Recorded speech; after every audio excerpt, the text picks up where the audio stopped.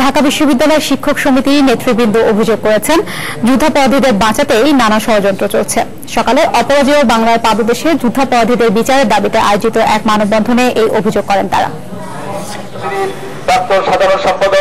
সকালে অপরাজেয় বাংলার পাদদেশে এক মানববন্ধনে যুদ্ধাপরাধীদের বাঁচাতে প্রশাসনের ভেতরে ষড়যন্ত্র চলছে বলে অভিযোগ করে ঢাকা বিশ্ববিদ্যালয় শিক্ষক সমিতি। এসব ষড়যন্ত্র মোকাবেলা করতে জাতিকে ঐক্যবদ্ধ হওয়ার আহ্বান জানান তারা।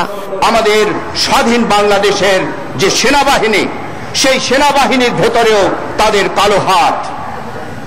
আপনারা আজকে পত্রিকাতেই দেখুন কিভাবে সেনাবাহিনীর মধ্যে এই যুদ্ধাপরাধীদের সপক্ষের সেই ষড়যন্ত্রকারীরা তৎপর হয়েছে। এবং এটা এই বিষয় যেখানে দেশের প্রতিরক্ষা বাহিনীতে এই ধরনের ষড়যন্ত্র চলে, তখন ভেবে দেখুন কি দুঃসময় আমরা অতিক্রম করছি।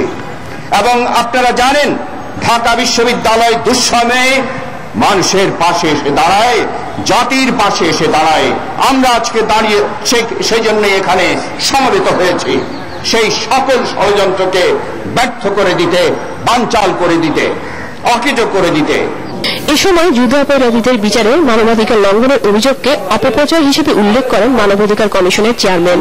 সরকার যুদ্ধাপরাধীদের বিচারে সহনশীল বলে মন্তব্য করেন তিনি। নমনীয়ভাবে কখনো মানবতার বিরোধী অপরাধে যারা অভিযুক্ত তাদের বিচার পৃথিবীর কোথাও কোশ্চিনকালও হয়নি।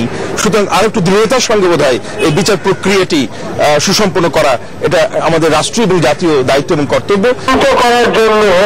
এর আগে শাহবাগে যুদ্ধাপরাধীদের বিচার ও জামা শিবিরের রাজনীতি নিষিদ্ধ করার দাবিতে মানববন্ধন করে সাম্প্রদায়িকতা জঙ্গিবাদ বিরোধী মঞ্চ। মানববন্ধনে যুদ্ধ অপরাধীদের বাঁচানোর ষড়যন্ত্রকে প্রতিহত করতে সরকারকে সতর্ক থাকার আহ্বান জানানো হয়। খালিদা জেসমিন, সময় সংবাদ, ঢাকা।